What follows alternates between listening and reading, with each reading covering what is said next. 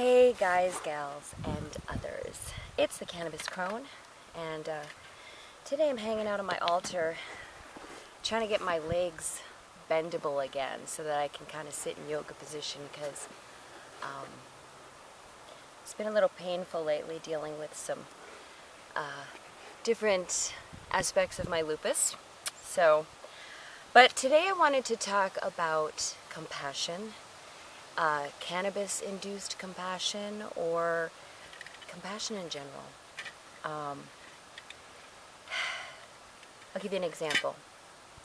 I think that if any of those gentlemen that are working for Enbridge right now, if any of them had been raised with a love and reverence and respect for nature, if they looked at different aspects of the environment as living sentient events, such as waters flowing and rain falling and trees growing, and not like, oh, I went hunting with my old man and I learned how to shoot a deer.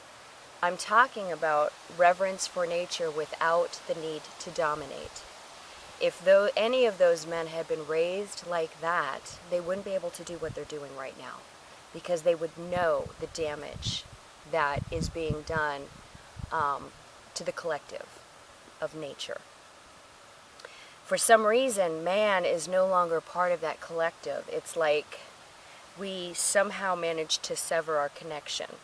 And I think it was done very deliberately. I think corporate America had a big hand in that, because if nature isn't respected, if we raise kids that are okay with pulling the wings off a fly, say, then we're raising a generation of compassionless human beings.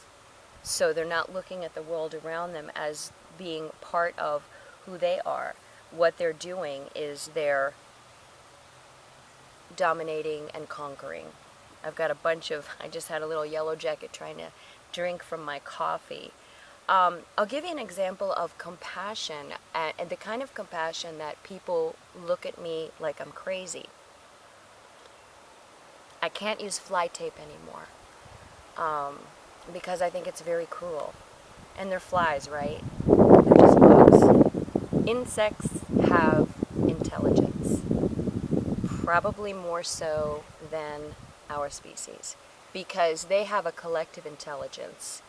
They have a deep intelligence of nature and cycles and instinct that we don't have anymore. We no longer have, no matter if you're the wildest wild man living, in the middle of the Alaskan tundra, you still don't have the intelligence of instinct that the natural world has. Let me get back to kids pulling the wings off flies. I have always tried to teach my kids and my grandkids a compassion for all living creatures, but more so, I'm really getting... I can't swat flies. You know what I do? I put a jar out and say, get in the jar and I'll take you outside, otherwise you're going to get smashed. And guess what happens? 9 times out of 10, the fly will get in the jar. Is that intelligence or coincidence? I don't know. My husband is the same as me. People would probably look at him and think he's a big old, old biker dude, all tough as nails. But together we made a decision to allow a nest of yellow jackets to live in our siding.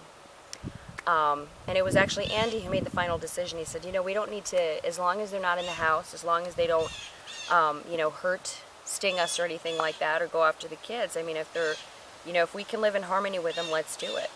And we have all summer long, and it's a big nest. And I learned a lot of interesting things about yellow jackets. I've learned that they're the displaced workers when fall comes because the queen stops laying eggs, and they're not getting the nectar. See, yellow jackets can't eat meat. Even though you see them around, dead carcasses, you're not eating the meat. They're bringing it back to the larvae. So basically right now, the queen has stopped laying. It's fall. They're all going to die off. So they get cranky. But and if you've noticed, if you have a picnic and you have a can of soda, they're trying to get at that soda. Well, that's because the only food that they have enzymes to digest is sweet liquid, sweet nectar. So what we did was we put a little ice tray full of sugar water in front of the nest. You know, they don't bother us, and that way they can go out in a sugary blaze of glory. It's compassion. It's the fact that this is an entire society, an entire network of bees that provide very good things to society. Even the stinging ones are still pollinators. So it's, you know, it's, and then the other thing about that compassion, and I started to really develop my compassion to the degree that it is now, and sometimes it's almost frightening, is, you know, because I always question everything. I know that plants have an energy, they have intelligence. I know this. There's a plant in the bank. It's the only plant there. It's like one of those, you know, trees, those palm tree type of things. And I started talking to it when I first started cleaning the building, because there's nobody else there to talk to. And that plant has a whole new section of growth, just because somebody noticed it and is talking to it and stimulating it and showing it compassion. That's what compassion can do. And it can heal the planet, and it can heal our species. But unfortunately, we have so many people that seem to be without it. I don't think they were born without it. I think part of it is the way you're raised. I think, and it's been okay, like the past 4 years, it was okay to show hatred, and there's been such a disconnect from nature, and we see it with the fossil fuel industry. So if you raise your children, because, you know, don't let your kids torture bugs. Don't. You're setting them up to be cruel people. Just explain to them that these are living creatures from day one. You know, show them the majesty of the insect world. Buy them books. Get them a little magnifying glass so they can see what's going on in nature. As a kid, I used to lay down on the grass and part the grass and then just wait and watch, because, you know, bugs would always come by. It was like they were in their own little jungle. They didn't know I was there, and I was kind of peeking in at a secret world. You know, children respond to that.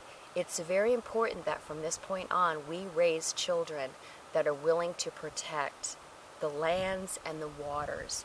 Very important. And the insect population.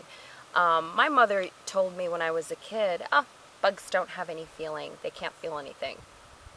What kind of crock of shit is that? And I know she told me so that I wouldn't feel bad when I saw her swatting flies and stuff.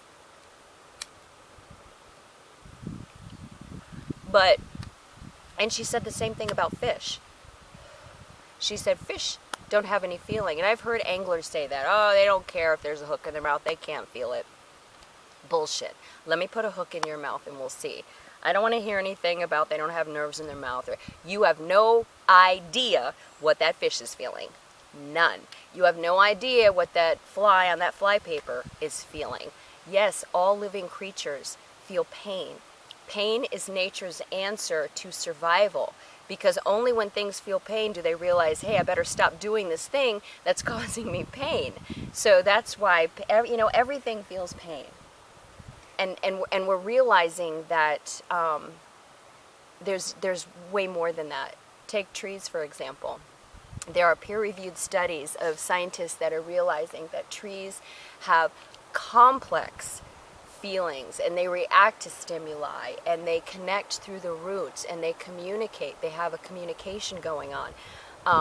They're miraculous. You know, and again, the fossil fuel industry is a threat to every living creature. Trees, rivers, deer, insects, everything. I can't stress that enough. So anyway, this was just going to be a mini pod. I don't want to, you know, bore you guys. But compassion. And cannabis can fuel compassion, like I said. Now that I'm a daily microdoser, and probably more than micro, because I use quite a bit on a daily basis. And it has opened my heart and my head to the vibrations around me coming off of everything. The life force is everywhere. And the interesting thing is that as carbon-based life forms, we share the same atoms, the same DNA as these beautiful trees surrounding me, or the grass, or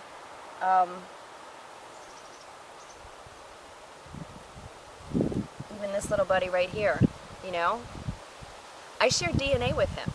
I am related to this ant, this intelligent ant. It's a creature. It's a living creature.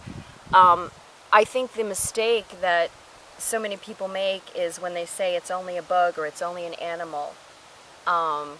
Because what gives us the right as human beings to say that we're the most important thing on the planet? Technically, we are the least important thing, because if our species was wiped out, things would flourish. If any other species was wiped out, things would decline. Pollinators, for example, we would die because there would be no fruit, there would be no vegetables, livestock would starve because we couldn't grow alfalfa because it wasn't getting pollinated. I mean, you know, so without a lot of these insects, without mosquitoes, this cycle, you know, you wouldn't have, the birds wouldn't be able to eat the mosquitoes, the dragonfly population would probably die out, and then we would have less, you know, so some other pest would rise, you know, to the occasion and completely, you know, inundate us. And it's just such a delicate balance. And as humans, as the species, and I know individual humans understand this, but as a species, we do not understand the connectivity, the collective. We don't get it because we've been so far removed from that connection. Somehow we severed that umbilical cord. I think I said everything that I wanted to say about that. Just about teaching your children and grandchildren compassion is so important, you know. Don't torture insects. Study them. Revere them. Get to know them. But don't destroy them. Don't kill for the sake of killing, and don't allow your children to kill for the sake of killing. You know, it's just as easy to step over that anthill than to walk right through it and mess it up. You know, there's just no reason for that type of destruction.